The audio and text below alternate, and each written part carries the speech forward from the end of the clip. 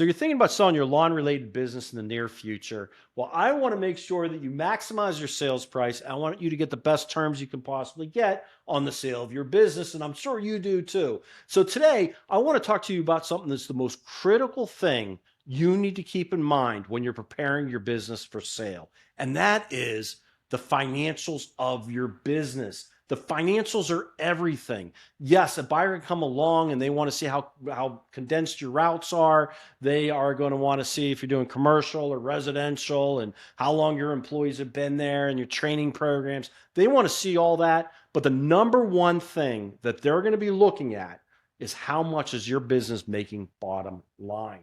And I want to talk to you about real quick about how we do what's called add backs and determining what that bottom line number looks like.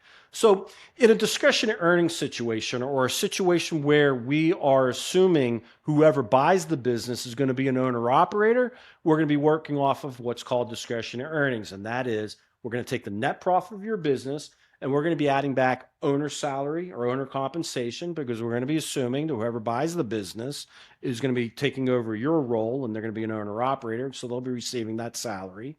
We're also going to be looking at things like interest expense. We're going to be adding that back 100%, because you would be paying off all your loans on the day of closing. Just like if you were selling your house, you'd pay off your mortgage. The buyer would not get those loans. They would be receiving your business free and clear from all the loans that you've had. So we'd be adding back the interest.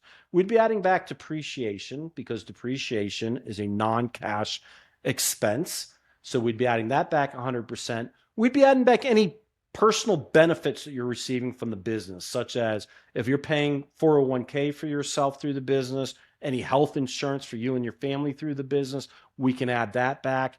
And then we're going to be looking at like one-time expenses being added back. That could be like maybe last year that on your warehouse you put a new air conditioner, two units up in your on your warehouse. We could add that back, because that's an expense that's not likely to happen for a long time. And what that adds up to is what we call discretionary earnings. There's another term out there you should be familiar with as well, and that is adjusted EBITDA. Adjusted EBITDA is the same thing as discretionary earnings, but it's usually for bigger businesses and for buyers that are going to be coming in that are not going to be owner operators, but things like family offices, private equity groups, industry players are going to be coming in that are already in the industry, and they're going to put a manager in place. So just look at it that way, that they're going to be bringing in some kind of manager to operate the business, and they're not going to be in there as an owner operator. So obviously they got to hire somebody. So EBITDA and discretionary earnings are the same exact thing outside of discretionary earnings. We're assuming whoever buys is an owner operator. The adjusted EBITDA, the person's not going to be an owner operator. And so the EBITDA number that usually is less, and the discretionary earnings number is usually higher because of the owner's compensation situation, but the multiplier on the EBITDA is higher and the multiplier in the discretionary earnings is lower. So it kind of evens out at the end of the day. But this is the part that I really want you to pay attention to, is you want to make sure that your financials are reflecting as high as a discretionary earnings or an adjusted EBITDA as you possibly can. Too many business owners run tons and tons of personal expenses through the books. And sometimes it's to the point where buyers are not going to buy into all those personal expenses. And then the lenders or the banks are not going to buy into all those add backs as well. So they're going to discount all that. So all those personal expenses you might be running through the business, when you go to sell your business, you probably are not going to get credit for all of that. So you should get rid of all that personal expenses you're running through your business and just keep the true business expenses on there, so you can maximize the discretionary earnings number, or you can maximize the adjusted EBITDA number. And of course, if you're taking any cash in, make sure that you report your cash on the book so you get credit for that as well. Now, I know what you're thinking. You're saying, well, if I do that, then I'm going to reduce my taxes are going to be higher. I'm going to have to pay a lot more in taxes. Well, first of all, that's true. Second of all, you should be doing that anyways. That's the legal way you should be doing that. I'm not judging. I'm just saying I've seen everything. I've been doing this for 25 years. I've seen everything. But, you legally should be doing that. But look for every dollar that you're doing something like that with. Even if you're in the highest tax bracket possible as of this recording, that would be 37%. And that's the highest tax bracket, meaning for every dollar you're doing that to, you're saving 37 cents. Well, when you go to sell your business, you could be losing out on $2.50 on that dollar, or $3 or $4 or $5, or even $10.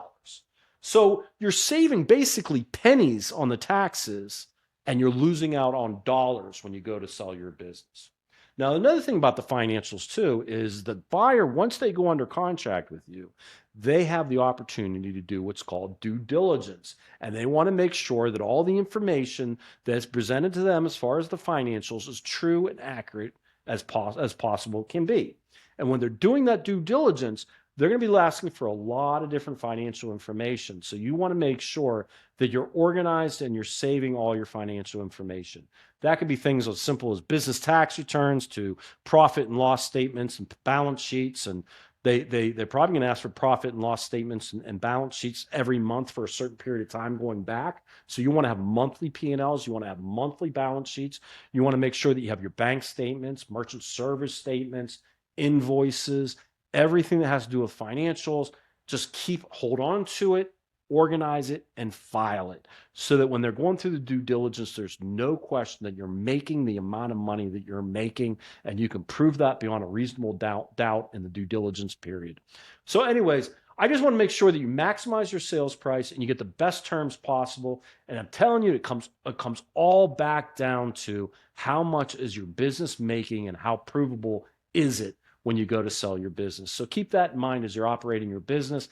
If you ever want to reach out and just talk to me and chat with me about, the process of selling your business, even if you're a couple years out, I would love to do that. I have found that when people reach out to me about 2 years before, they typically will end up getting a better sales price and better terms than when they're reaching out to me immediately when they want to sell immediately.